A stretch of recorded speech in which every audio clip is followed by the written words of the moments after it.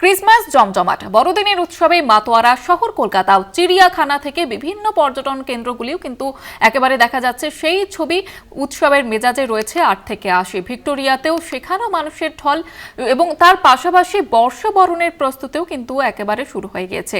কলকাতায় বাড়তি নিরাপত্তা ব্যবস্থাও রয়েছে এবং এই মুহূর্তে পার্ক স্ট্রিটের ছবিটা আপনাদের দেখাবো। পার্ক স্ট্রিট থেকে সরাসরি রয়েছে প্রতিনিধি রিয়া মাঝি। রিয়া, এই মুহূর্তে পার্ক স্ট্রিটের ছবিটা ঠিক কি?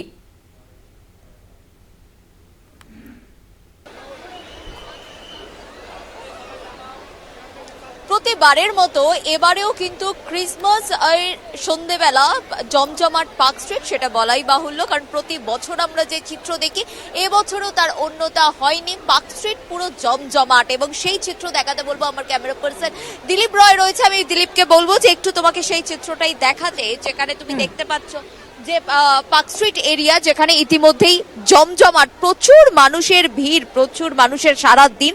আমরা যে চিত্র দেখেছি সেটা ভিক্টোরিয়া থেকে আরম্ভ করে চিড়িয়াখানা, ইকো পার্ক থেকে আরম্ভ করে নিকো পার্ক, বিভিন্ন জায়গার যে চিত্র আমরা দেখেছি সন্ধেবেলায় পার্ক স্ট্রিট তার অন্যতা হয়নি। পার্ক স্ট্রিটেও কিন্তু প্রচন্ড ভিড় এবং ছোট থেকে বড় তুমি দেখতে পাচ্ছ যে 8 থেকে 80 প্রত্যেকে তারা এসেছে এবং এই যে একদম বলা চলে যে পার্ক স্ট্রিটের অ্যালেন পার্ক একটা অন্যতম প্রাণকেন্দ্র জন্য, এবং সেই জায়গা থেকে দাঁড়িয়ে সেই অ্যালেন পার্কের যে সুন্দর সাজানো গোছানো ক্রিসমাস ট্রি, সেটা দেখার জন্যই কিন্তু মানুষের ঢল নামে প্রতিবার।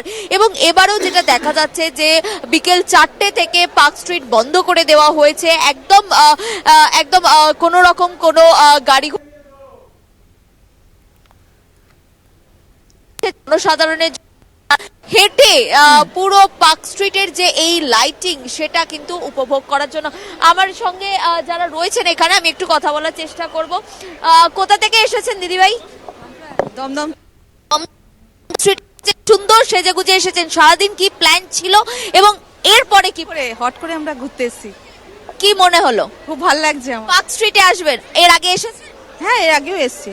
আমরা কলকাতার লোক, তো আমরা 25শে ডিসেম্বর মানে পার্ক স্ট্রিট, পার্ক স্ট্রিটে আসতেই হবে। ম্যান্ডেটরি একদম একদম প্রতিবার আসি, মোটামুটি প্রতিবার। হ্যাঁ, কি মানে এই শুধুমাত্র লাইটিং দেখা? লাইটিং দেখবো, দাঁড়িয়ে একটা অন্যরকম ফিলিংস হয় ভেতরটায়, যে এই দিনটায় মনে হয় যেন বছরের পুরো ইয়েটা যত বলো নেগেটিভিটি চলে যায় যেন ভেতর থেকে এখানে দাঁড়ালে, এই 10 মিনিট দাঁড়ালে।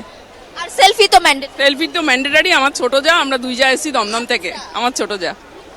একদমই তোমাকে যেমনটা বলছিলাম যে 8 থেকে 80 প্রত্যেকেরই ভিড় জমায় এই পার্ক স্ট্রিট চত্বরে, সেই চিত্রটাই তুমি দেখতে পাচ্ছ। একদম মাথায় লাইটিং ব্যান্ড পরে এই যে 25শে ডিসেম্বরের একটা আমেজ, সেই আমেজকে উপভোগ করার জন্য পার্ক স্ট্রিটে 8 থেকে 80 প্রত্যেকের ঢল নামে। এবং এখানেও যেটা দেখা যাচ্ছে যে যেটা দেখলে একদম পরিবারের দুই যা মানে দুই বন্ধু, তাদের নিজেরা প্রতি বছর আসে, এবছরেও এসেছে এবং সেই চিত্র কিন্তু দেখা যাচ্ছে। এবং বারংবার আমি যেটা বলছি যে একদম ছোট থেকে বড়, তোমাকে বলছিলাম যে 8 থেকে 80 তুমি দেখতে পাচ্ছ। আমি একটু কথা বলার চেষ্টা করব।